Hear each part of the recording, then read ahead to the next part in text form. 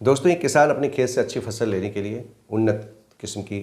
बीज लेकर आता है, उस खेत की तैयारी करता है, फिर उसको बीज बोता है और जब पौधा अंकुरित होने लगते हैं तो उसके बाद उसके लास्ट तक, जब तक कि फसल कट नहीं जाती, उसकी लगभग निरंतर देखभाल, खाद पानी हर चीज़ देने के प्रयास करता है, तब जाकर उसको उन्नत फसल प्राप्त होती है। इसी प्रकार से जो डेयरी संचालक हैं वो अच्छी नस्ल की गायें, अच्छी नस्ल की भैंस इसलिए लाते हैं ताकि अधिक से अधिक दूध का उत्पादन हो और उनको अधिक से अधिक धन की प्राप्ति हो। इसी प्रकार एक उद्योगपति अगर कोई बहुत बड़ा उद्योग लगाता है तो पहले से उसकी प्री प्लानिंग करता है, बहुत अच्छी प्लानिंग करता है, अच्छे से अच्छे कुशल कारीगरों को, कुशल लोगों को अपने नियुक्ति में रखता है, चयन करता है उनका, और फिर अच्छे रॉ मटेरियल के साथ प्रोडक्शन करता है और फिर उसकी उसी हिसाब से मार्केटिंग करता है, तब जाके एक अच्छा उद्योगपति बन पाता है। दोस्तों, वो जानता है अच्छी तरह से कि वो जैसा बोएगा वैसा ही काटेगा। और आप इन सब बातों से सहमत भी होंगे और सोच रहे होंगे कि मैं इन सब बातों को आपको बताए क्यों रहा हूँ, क्योंकि आप तो पहले से जानते हैं। आपने हमारा समय क्यों खराब कर दिया? दोस्तों, मैं ये आपका समय खराब नहीं कर रहा हूँ, मैं बहुत बड़ी चीज़ लेकर आया हूँ। मैं विनय शंकर मिश्र आप सभी का अपने यूट्यूब चैनल अकल्ट ज्ञान में स्वागत करता हूँ। मेरे कार्यक्रम अंक अनमोल में आज के इस वीडियो में आपको वो मिलने वाला है जो कहीं मिला नहीं आज तक। हम सब कुछ करते हैं अपने लिए, अच्छी खेत, अच्छी फसल के लिए अच्छी बीज लाना, अच्छी दूध से धन कमाने के लिए अच्छी नस्ल की गाय लाना,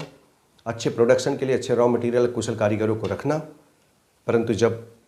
संतान उत्पत्ति की आवश्यकता होती है कि अच्छे संस्कारी याज्ञकारी संतान की जब उत्पत्ति की बात होती है तो वहीं पर हम वेदों में, पुराणों में वर्णित उन सब कर्मों को भूल जाते हैं जिसको नितांत रूप से किया जाना चाहिए,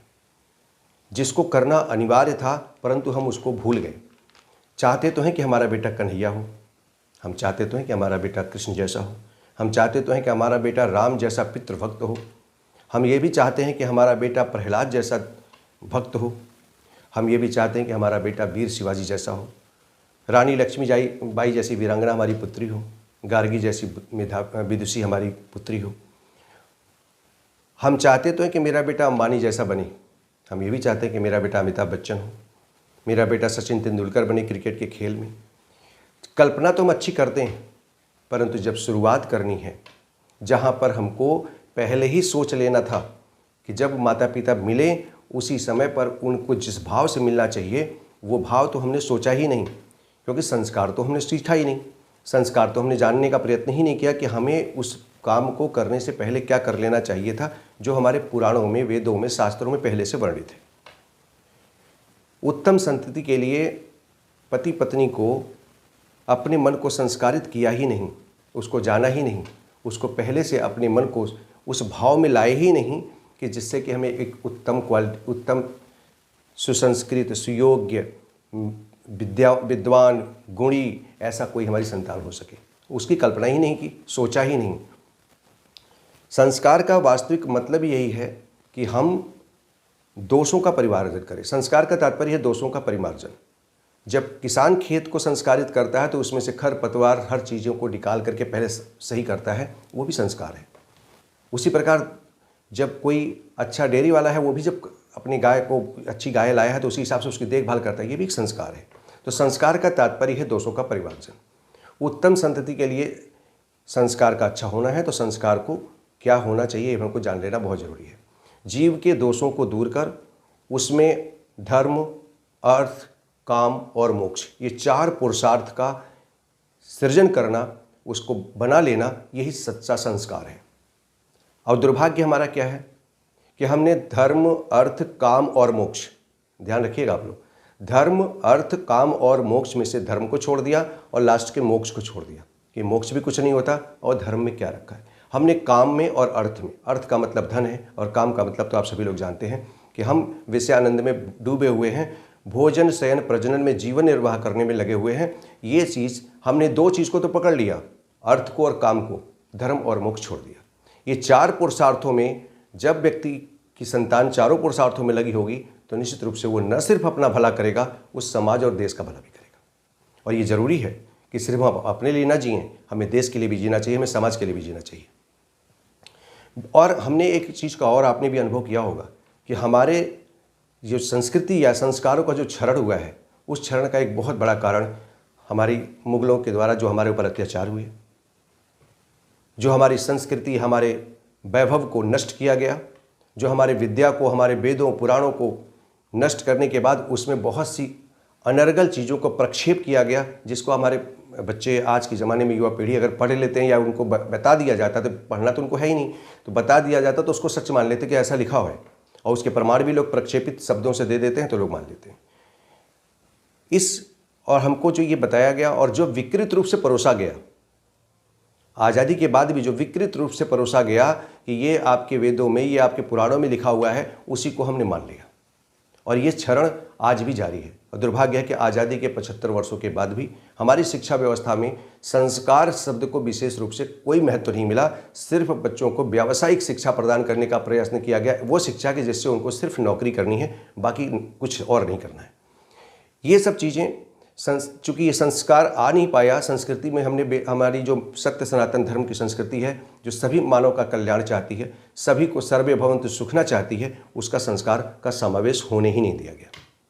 हमारे अधिकांश युवा वास्तविक वेद पुराण शास्त्र और स्मृतियों को पढ़े बगैर, जाने बगैर, उसका सम्यक अध्ययन किए बगैर आए दिन खुद अपने ही धर्म ग्रंथों पर खोट निकालते रहेंगे, उस पर आक्षेप कर लगाते रहेंगे, उसमें कोई न कोई कमियां ढूंढते रहेंगे। और इसमें सिर्फ उन्हीं का दोष नहीं है, इसमें ज़्यादा पढ़ लिख कर जो विदेश यात्रा कर चुके हमारे बहुत बेटे बेटियां हैं, वो भी जब वहाँ से आते हैं तो उनको अपनी भारतीय संस्कृति को ढकोसला कहने में बड़ी गर्व की अनुभूति होती है कि इसमें कुछ नहीं रखा, बहुत ही बैकवर्ड सोच है, इस तरह की ऐसी बातें कह के उनको गर्व की अनुभूति होती है। इसमें सिर्फ उनका दोष नहीं है, क्योंकि उन्होंने वेदों पुराणों को पढ़ा ही नहीं, उनको पता ही नहीं कि मत्स्य महापुराण में तो इतना वर्णन है कि कहाँ पर मकान का मुख्य गेट होना चाहिए, कितनी जगह पर होना चाहिए, कितनी डिस्टेंस पर होना चाहिए, उनको मत्स्य महापुराण पढ़ने का समय मिला ही नहीं। और जब जानते ही नहीं तो फिर उस पर अगर आप कह देंगे कि नहीं यहाँ गेट यहाँ नहीं यहाँ होना चाहिए, तो मानने को तैयार नहीं होते। उसी प्रकार लिखा हुआ कि कौन सा संस्कार होना चाहिए और उसके क्या लाभ है, तो मानने को तैयार ही नहीं, क्योंकि उन्होंने तो पढ़ा ही नहीं और न उनको सही से पढ़ने दिया गया। और जो प्रक्षेपित चीज़ें थी वो उनको पहले से लोगों ने बता दिया, 4 लोगों के बीच में गए, अन्य धर्मों के लोगों ने बता दिया कि तुम्हारे धर्म में ये खोट है, तो उसको सहर्ष मान लिया। जबकि इनके मान तो लिया, लेकिन इनके अंदर ये साहस नहीं कि हम उनको बता दें कि तुम्हारे धर्मों में भी ये छोटी छोटी कमियां हैं या ये कमियां हैं। कहने का साहस नहीं, क्योंकि वो सुनने को तैयार नहीं है। और हमारी क्या है कि हम हिंदू धर्म के लोग, सनातनी, हमेशा अपनी कमियों को दूर करने के लिए हमेशा तत्पर रहे हैं। अगर कोई भी कमी बताई गई तो उसको तत्पर रहे, तो उसको हमेशा सुधारने का प्रयत्न हुआ है। इसीलिए हमारा जो साहित्य है, वांग्मय है, बहुत विशाल है। 18 पुराण, 4 वेद और यानी कितनी स्मृतियाँ, सब कुछ जो लिखी हुई हैं, इसका मतलब यही कि हमारे पास एक सम्यक विचार, सम्यक ज्ञान की पूरी एक श्रृंखला है। हमने अपने बच्चों को जब दिया नहीं, तो मैं सिर्फ बच्चों को दोषी नहीं मानता, इसमें दोष हम माता पिताओं का भी है कि न तो हमने बच्चों को वेद पुराण आदि चीज़ों को पढ़ने दिया। वेद पुराण तो दूर है, हम गीता और रामचरितमानस भी ठीक से नहीं पढ़ते। मैं इतना भी समझता हूँ कि लोग आज के ज़माने में एक बहुत बड़ा काम कर रहे हैं। कम से कम कलयुग में इतना ही बहुत है कि हम अखंड रामायण कराएंगे 24 घंटे में, बच्चों को 24 दोहा चौपाई सब सुनने का मौका नहीं मिलता, फिर भी उतना कर रहे हैं, ये भी अच्छी बात है। अगर बच्चों को आप अपने घर में रामचरितमानस और गीता ही पढ़ाएं, उसका अर्थ सहित किताबें उपलब्ध हैं, और उसका एक भी व्यक्ति का अगर कोई चरित्र भी जीवन में उतर गया, भगवान राम का ही चरित्र आ जाए, भगवान लक्ष्मण का ही चरित्र आ जाए, भरत का ही चरित्र कोई अपने जीवन में उतार ले, तो वो बच्चा उस परिवार में ही नहीं,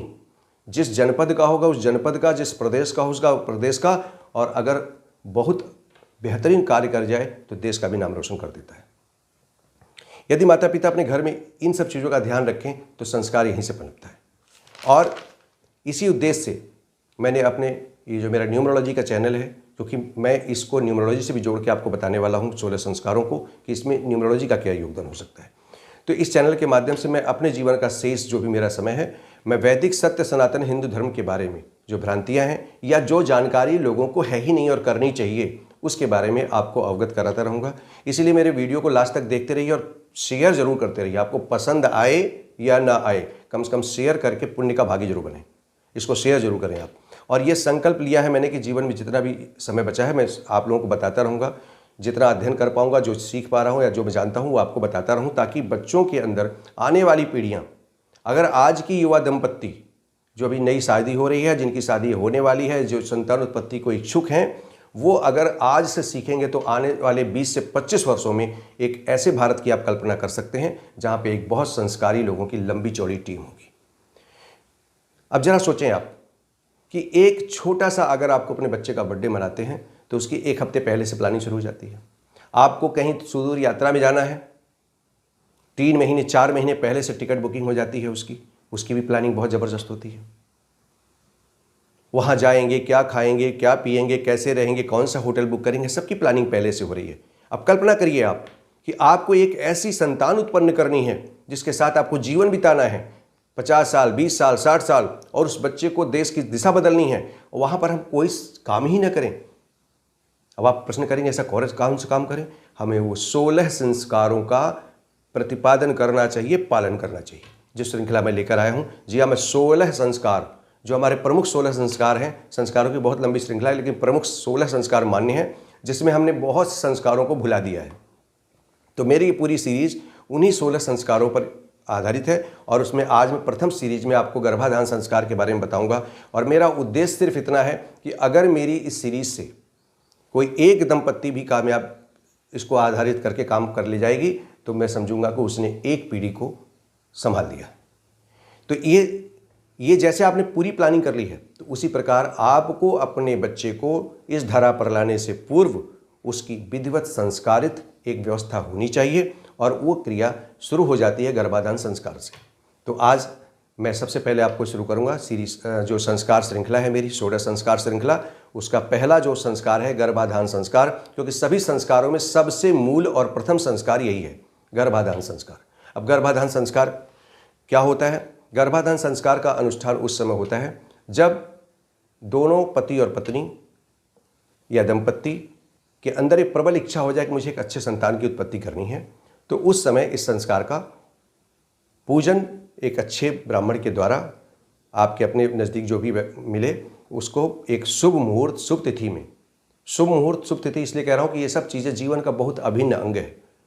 एक अच्छी संतति हर माँ बाप की इच्छा होती है, एक पुत्र ऐसा पैदा हो जाए जो आपकी कदम कदम पे आपको परेशान करता हो, तो आपको याद आ जाता है कि मैंने क्या कर लिया ऐसा। तो इसीलिए ज़रूरी है कि अगर आपको कदम कदम पर यश देता रहे, आपको कदम कदम पर सुख की अनुभूति कराता रहे, ऐसी संतति मिले, तो आपको ये गर्भाधान संस्कार जरूर करना चाहिए। तो ये संस्कार, जब आप गर्भाधान संस्कार कराते हैं तो जो ये स्त्री पुरुष का प्रसंग होता है, ये फिर विषयानंद नहीं रह जाता, ये इंद्रिय सुख नहीं रह जाता, फिर ये एक सूक्ष्म यज्ञ की परिणति हो जाती है। और जब सूक्ष्म यज्ञ हो जाता है तो उसके बाद जो यज्ञ के रूप में जो पुत्र की संतति की उत्पत्ति होती है, वो बहुत बड़ी आपके लिए संपदा बनती है, और बहुत बड़ा समाज के लिए भी एक बहुत बड़ा काम हो जाता है। क्योंकि संतान जो है पितृ ऋण का चुकाने के लिए बहुत जरूरी है। वास्तव में गर्भाधान विषयानंद की अनुभूति नहीं है, इस सूक्ष्म यज्ञ का रूप दिया जाना गर्भाधान संस्कार है। और गर्भाधान संस्कार के लिए जरूरी है कि आप उस समय माता पिता दोनों का जो मन है पावन निश्चल मानसिकता होनी चाहिए, उत्कृष्ट संतति का चिंतन हमेशा होना चाहिए कि मेरी संतान कैसी हो,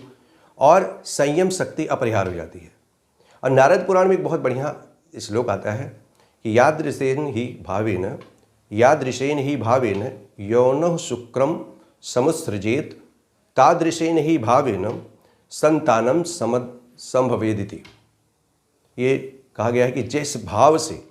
स्त्री पुरुष का मिलन होता है, उसी भाव से युक्त संतान उत्पत्ति होती है। इसीलिए गर्भाधान के समय मन में सुयोग्य और उत्तम, संस्कृतिवान, आज्ञाकारी और हर प्रकार से आगे बढ़ने वाले धर्मात्मा पुत्र की उत्पत्ति का भाव रखना चाहिए। और अगर हमने इस भाव से गर्भाधान संस्कार कराया, और उसके बाद अगर आपकी जो भी स्त्री है उसने अगर गर्भ धारण किया है, तो उसकी जो संतति होगी वो निश्चित रूप से, चूँकि यज्ञ पूर्ण रूप से आ रही है, तो वो संतति बहुत बड़ा काम करती है, समाज के लिए दिशा देती है, परिवार को सुख देगी, आपको सुख देगी, परिवार को सुख देगी, समाज को सुख देगा, और उसके बाद देश को भी कुछ देने वाला होगा। दोस्तों, अभी आप भी चाहते हैं कि आपकी संतान सर्वगुण संपन्न हो, यशस्वी हो, दीर्घायु हो, समाज में कुछ नाम करे, जैसा आप चाहते हैं वैसा बन के आए। आप चाहते हैं कि बहुत बढ़िया क्रिकेटर हो, सचिन तेंदुलकर जैसा हो, राहुल शर्मा जैसा हो, विराट कोहली जैसा हो, या वो भगवान राम जैसा चरित्रवान हो, पितृभक्त हो, तो निश्चित रूप से वो चिंतन होना चाहिए। और जब वो चिंतन करके आप गर्भाधान संस्कार कराएंगे तो निश्चित रूप से वो संतति वैसी ही उत्पन्न होगी। अब मैंने बताया कि जब गर्भाधान संस्कार आप कराएं तो उस समय अच्छे मुहूर्त में, शुभ तिथि, शुभ नक्षत्र, शुभ वार को देख करके कराएं। साथ ही साथ अंक ज्योतिष का मैं यहाँ पर आपको अनुमोदन करूँगा कि आपके पति पत्नी के जन्मांक, भाग्यांक, ड्राइवर, कंडक्टर जो बनते हों आपकी जन्म तिथि के अनुकूल, उसके अनुकूल जो अंक या तिथि बनती है, जो आप दोनों के लिए शुभ तिथि आती है, शुभ डेट आती है, जो अच्छी डेट बनती है आपके लिए, जो लकी डेट बन जाए न्यूमरोलॉजी के आधार पर, अगर वो डेट पर, वो नक्षत्र पर वो तिथि मिल जाए तो आपको पूजन करा लेना चाहिए। आज की जो पीढ़ी है, नई पीढ़ी, देर में शादी हो रही है, और शादी जब देर में हो रही है तो बच्चों को ये समय नहीं मिलता, क्योंकि जानकारी तो है ही नहीं, माता पिता भी इस पर ध्यान नहीं देते। तो प्रयास तो यही करना चाहिए कि शादी के कुछ महीने के बाद उनका गर्भाधान संस्कार शुभ मुहूर्त में करा देना चाहिए। और जब इसका लाभ उनको मिलेगा क्या, फिर जब ये संस्कार पहले ही हो जाएगा तो जो संतति पैदा होगी उनके अंदर पहले से भाव हो जाएगा कि मुझे एक उत्तम संतान पैदा करनी है, एक उत्तम पुत्र या पुत्री का उत्पन्न करना है, तो वो जो संतति उत्पन्न होगी वो समाज को बहुत बड़ी दिशा दे जाएगी। तो दोस्तों, मैंने ये सोच करके ये 16 संस्कार की श्रृंखला शुरू की है। मुझे पूरा विश्वास है कि 16 संस्कार की श्रृंखला में जो मैंने पहला आज आपको श्रृंखला बताई है गर्भाधान संस्कार की, इससे आप लाभान्वित होंगे। आप इससे सीखें और जानें। बाकी तो गर्भाधान संस्कार में और क्या क्या स्त्रियों को करना चाहिए, क्या नहीं करना चाहिए, वो बहुत लंबी चीज़ है। उसको आप जिस ब्राह्मण से पूजा कराएंगे या जिस व्यक्ति से पूजा कराएं, उससे आपको सीखने को मिलेगा। फिर आगे मैं नई सीरीज बताऊंगा, आगे चल के समय रहेगा तो कि मैं उसमें पूरा आपको और चीज़ें बता सकूं, तो ऐसी स्थिति में आपको लाभ मिलेगा। तो मुझे पूरा भरोसा है कि आपको मेरा वीडियो पसंद आएगा, और अगर पसंद आता है तो इसको लाइक करना, शेयर करना, और मेरे चैनल को भी सब्सक्राइब करना बिल्कुल ना भूलें। और मैं फिर निवेदन कर रहा हूँ, अगर आपको वीडियो पसंद ना भी आए तो भी शेयर करिए। अगर आप हिंदू धर्म से संबंध नहीं भी रखते हैं, कोई बात नहीं है, ये सभी धर्मों के लिए बहुत ज़रूरी है। जरूरी नहीं कि आप हिंदू धर्म की तरह पूजन ही कराएं। गर्भाधान आप जिस भी धर्म में रहते हैं उस धर्म में आप पूजन जिस भी देवता को मानते हैं उससे संस्कृति उसके हिसाब से पहले ही से कर लें कि मुझे ऐसे संतान की उत्पत्ति करनी है, इसलिए मेरे जो भी देवी देवता हैं या जिनको भी आप मानते हैं वो आपका सहायता करें, तो निश्चित रूप से आपका लाभ मिलेगा। तो दोस्तों, आगे अगले आने वाली सीरीज में पुनः आपसे मिलेंगे। तब तक के नमस्कार, जय हिंद, जय भारत।